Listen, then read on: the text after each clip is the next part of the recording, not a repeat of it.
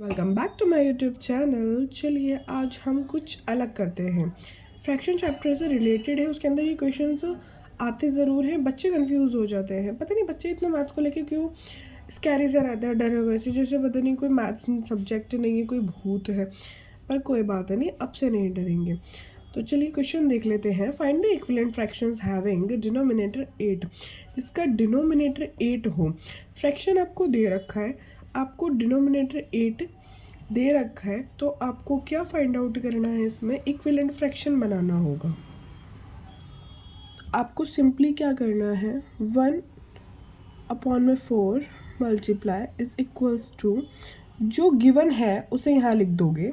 8 is denominator given है। अब हम देखेंगे कि 4 के टेबल में 8 कहाँ पर आएगा, मतलब किस मल्टीपल पर आता है। तो आता है 4 2 ज़ा, तो ऊपर और नीचे हम 2 से मल्टीप्लाई करेंगे।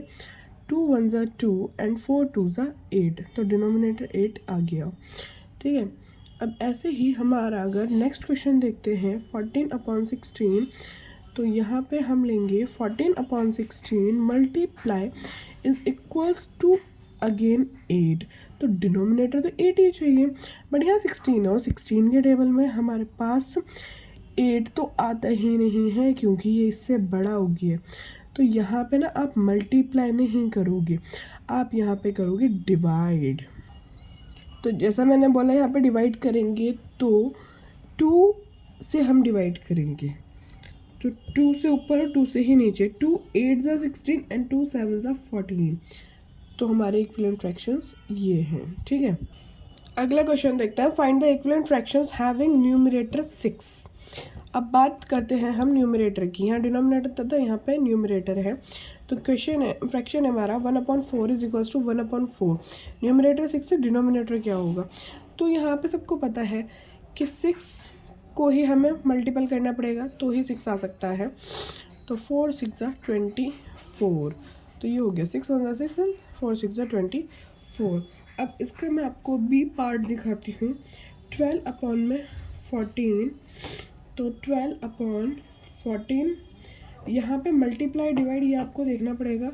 न्यूमरेटर 6, तो यहाँ पे जाहिर सी बात है कि हम डिवाइड करेंगे, तो हमें ऊपर और नीचे न्यूमरेटर एंड डिनोमिनेटर सेम रखने हैं। 2 6 ज़ा 12 एंड 2 7 ज़ा 14, तो मल्टीपल करके भी इक्विवेलेंट फ्रैक्शन आना है और डिवाइड करके भी इक्विवेलेंट फ्रैक्शन आना है।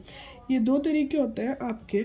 अगर आपको न्यूमरेटर गिवन है या डिनोमिनेटर गिवन है, तो आपको ऐसे ही इक्विवेलेंट फ्रैक्शन निकालना होगा। राइट 3 या नेक्स्ट इक्विवेलेंट फ्रैक्शंस निकालने के लिए बोल दिया जाए, तो वहाँ पे आपको 2 3 4 से सेम न्यूमरेटर एंड डिनोमिनेटर रख के मल्टीप्लाई करोगे, तो आपके नेक्स्ट 3 4 जो भी बोलेगा, कितने भी क्वेश्चन में फाइंड करने को बोल रहा है, वो सब आ जाएंगे। नेक्स्ट क्वेश्चन देखते हैं। Find and right the missing digit. तो यहाँ पे जो डिजिट मिसिंग है वो आपको करना है। अब मैं आपको मेंटली बताऊँ, जो बच्चे कहते हैं ना क्विक लर्नर होते हैं, वो बहुत जल्दी से समझ जाएंगे इस चीज़ के लिए कि 5 के टेबल में 15 आता है 3 मल्टीपल्स पे, तो आगे 3, तो 3 3 ज़ा 9, तो यहाँ पे 9 हो जाएगा।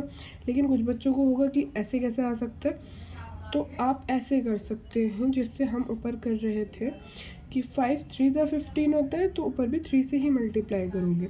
तो आप अगर क्विक लर्नर हो तो मेंटली कर सकते हो, अगर थोड़ा सा स्लो लर्नर हो तो आप इसको प्रैक्टिकली सॉल्व करके भी कर सकते हो, या फिर समझा सकते हो, समझ सकते हो।